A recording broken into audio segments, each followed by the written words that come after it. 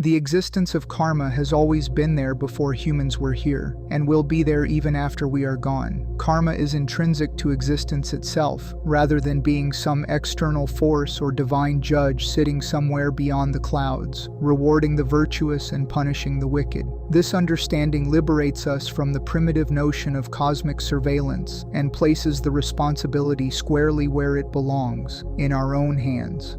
Karma means action, and this simple definition contains profound wisdom that most people overlook in their search for mystical explanations. Every action we take has its consequences, and every consequence affects our consciousness in ways both obvious and subtle. These consequences are not postponed to some imaginary heaven or hell that awaits us after death, but are experienced right here on this very planet, in this life, in this present moment. The businessman who cheats his customers doesn't wait for divine retribution. He experiences the corrosion of his own integrity, the stress of maintaining lies, and the eventual collapse of trust that forms the foundation of any sustainable enterprise. The mother who constantly criticizes her children doesn't need to wait for cosmic justice. She witnesses the gradual withdrawal of love from their eyes and the erosion of the very relationship she claims to cherish.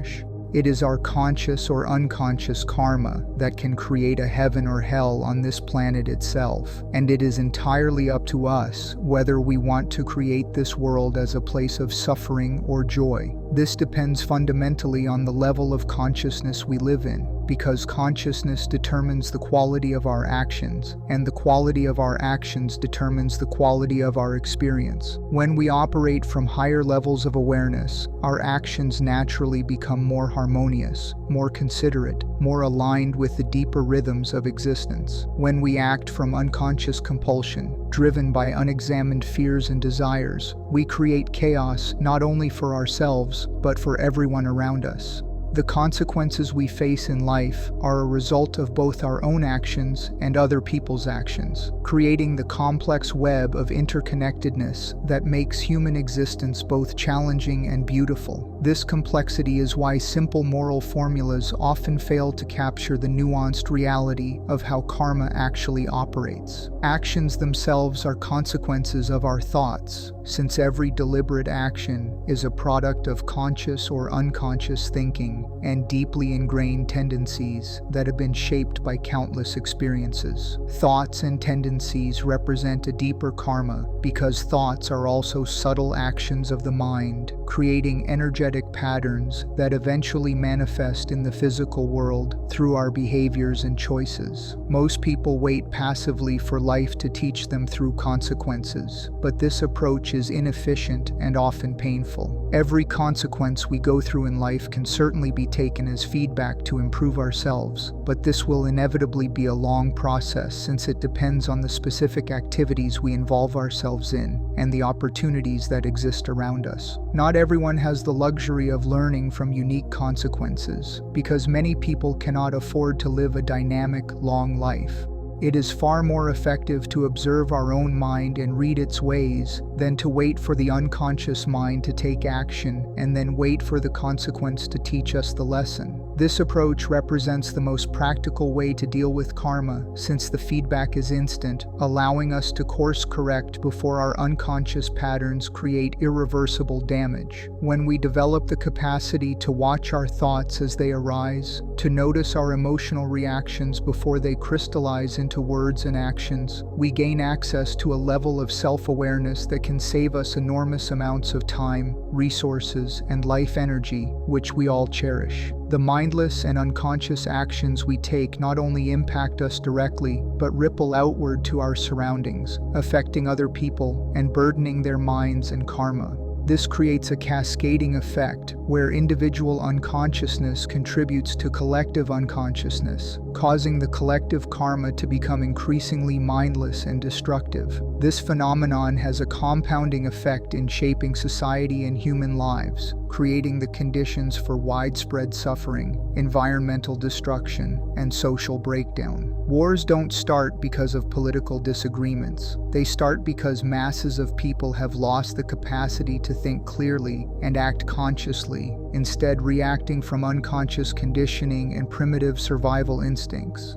Growing in consciousness through constant observation of your own karma frees you from these destructive cycles and opens up possibilities that most people never even imagine exist. The most effective way to recognize and transform our karma is to observe our minds and become more aware of the subtle mechanisms that drive our behavior, since this is where all our psychological conditionings lie dormant, waiting to be triggered by the right circumstances. Psychological conditionings are nothing but karma in its most subtle form, patterns of thinking and reacting that were established through past experiences and now operate automatically, below the threshold of conscious awareness. These psychological conditionings are built through our upbringing, family dynamics, school experiences, societal pressures, corporate culture, social media influences, and countless other environmental factors that shape our perception of reality from the moment we are born. Most people spend their entire lives unconsciously acting out these conditionings, mistaking them for their authentic personality and never questioning whether their thoughts and reactions actually belong to them or are simply inherited programs running on autopilot. As we grow in awareness and consciousness, not letting the outside world influence us blindly, but developing the patience and resilience to swallow the bitterness of confronting the ugliness in our own minds and in the unconscious world around us, we can become part of a silent revolution.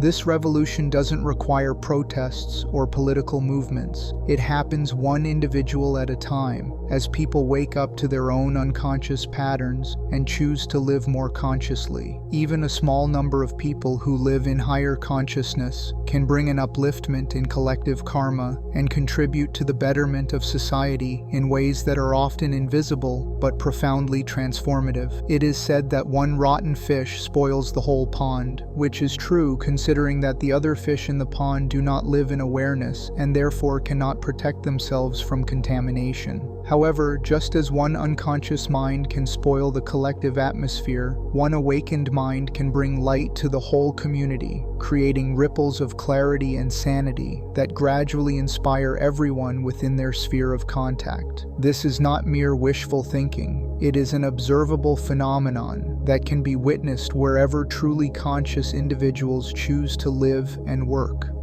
To be a light ourselves means achieving the level of consciousness where every activity of our mind is under our vision and is not happening out of unconscious habits, tendencies, and compulsions that we inherited from our conditioning. To be a light also requires total involvement in every aspect of our lives, so that our actions don't leave any residue to pollute our minds with regret, guilt, or unfinished psychological business. When we live in constant gentle awareness of the noises and sounds of our minds, the internal commentary, the emotional reactions, the automatic judgments, we raise our consciousness every moment and gradually free ourselves from the clutches and chaos of the collective unconscious karma of society. By being free from our own karma, by being free from our own mind, this mind which is and was the consequence of a collective unconscious society, we become a true individual for the first time in our lives. Perhaps only a person who is free from society's unconscious conditioning can truly transform society, because they are no longer part of the problem. Meanwhile, others keep on reacting and perpetuating the cycle of unconscious collective karma, creating wars, environmental negligence, divided societies, and fragmented family lives, all while believing they are acting rationally and morally. By understanding karma as a function of feedback from nature for self-improvement, rather than seeing it as fate or destiny, we approach life with genuine responsibility and accountability instead of playing blame games and adopting victimhood as our primary identity. This understanding transforms our entire relationship with existence, because we stop seeing ourselves as powerless recipients of random events and start recognizing ourselves as conscious participants in the creation of our own experience. Karma should not be taken as a reward or punishment dispensed by some cosmic authority, but as an opportunity to empower our lives and bring transformation within ourselves and within society. This perspective turns every challenge into a teacher, every difficulty into a doorway, every problem into a possibility for growth. When we truly understand that karma is simply the universe's way of providing us with exactly the feedback we need to evolve, we stop resisting our circumstances, our mind, and start learning from them. We stop trying to escape the consequences of our actions. We stop indulging in mindless activity and start choosing our actions more consciously. We stop waiting for the world to change and start changing ourselves, knowing that this is the only transformation that is truly within our power and the only transformation that can create lasting change in the world around us.